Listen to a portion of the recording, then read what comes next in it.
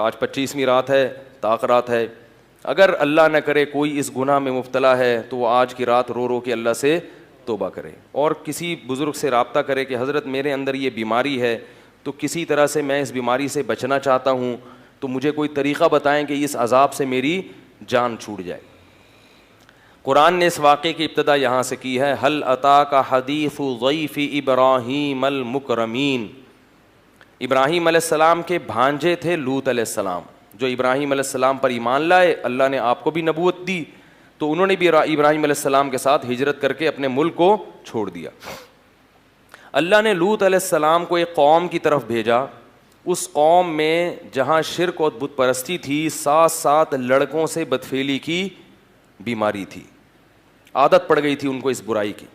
لوط علیہ السلام کی قوم سے پہلے صدیوں تک اس کائنات میں یہ جرم نہیں ہوا. لوگ جانتے ہی نہیں تھے کہ یہ بھی کوئی برائی ہے، کیونکہ یہ انسان کی فطرت اس کو مانتی نہیں ہے. انسان کو اس طرف اللہ نے رغبت رکھی نہیں ہے. یہ جب تک کوئی باقاعدہ عادت نہ ڈالے بری، پڑتی نہیں ہے. یہ خود سے پڑنے والی عادت نہیں ہے. جیسے چرس اور ہیروئن خود سے کوئی نہیں پیتا. جب تک کوئی آپ کو پہلی مرتبہ پیشکش نہیں کرے گا، فضائل نہیں سنائے گا، پہلی مرتبہ پئیں گے، بدبو آئے گی، کھانسی ہوگی، بولیں گے کیا گند پلا دیا. لیکن آہستہ آہستہ اس گند سے طبیعت کیا ہوتی ہے؟ مانوس. شراب بھی ایسے ہی ہے، بدبودار چیز ہے، شرابی کے منہ سے بدبو آتی ہے. لیکن انسان یہ سوچ کے بتکلف پیتا ہے کہ دیکھیں، کر کے دیکھیں ہوتا کیا ہے. تو یہ جو لڑکوں سے بدفعلی کا مرض ہے، اللہ نے مرد کی رغبت مرد کی طرف رکھی نہیں. عورت کی طرف رغبت وہ نیچر ہے، وہ فطرت ہے، وہ نیچر ہے، وہ ختم نہیں ہو سکتی. اور وہ ختم ہوگی تو یہ غلط ہے. تو اللہ نے پیدا کیا نا، وہ تو نیچر کا حصہ ہے.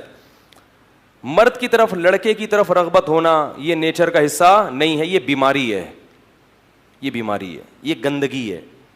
اور یہ بیماری پیدا کیوں ہوتی ہے؟ وہی وجہ جو میں بتاتا رہتا ہوں. شادیوں کا رواج نہیں ہے، بالغ ہو جاتے ہیں، جب خواہش حلال طریقے سے پوری نہیں ہوتی تو کہاں منہ مارتے ہیں.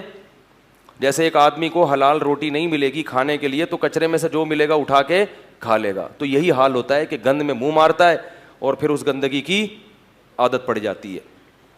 بعض لوگ ایسے ہوتے ہیں جن کو بلوغت کے وقت ہی عادت ہوتی ہے اس کی. تو وہ لوگ ہوتے ہیں جنہوں نے دوسرے نے ان کو خراب کیا ہوتا ہے. کسی دوسرے نے، جس کی عادت خراب ہو چکی ہوتی ہے، اس نے خراب کیا ہوتا ہے اس کو.